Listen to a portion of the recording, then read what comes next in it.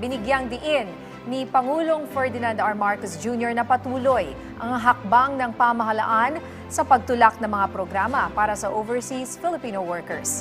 Sinabi ito ng Pangulo sa kanyang pagdalo sa Overseas Filipino Workers Grand Family Day 2023. Kabilang sa mga ipinunto ng Presidente ang pagkakaroon ng One Repatriation Center at Hotline para sa mga OFW na nais humingi ng tulong anumang oras.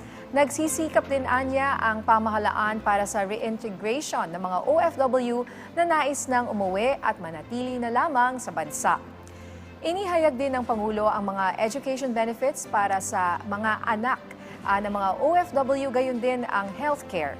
Patunay anya rito ang pagpapatayo ng OFW Hospital sa San Fernando, Pampanga. Kasabay nito ang pagkilala ng Pangulo sa sipag at pagtatyaga ng mga OFW na malaki ang naiaambag sa ekonomiya ng bansa. Nangako naman ang Pangulo na gagawin ng pamahalaan ang lahat para masuklian ang sakripisyo ng mga OFW. Ang OFW Grand Family Day ay programa ng OWA para suportahan at mapataas pa ang moral ng ating mga OFW.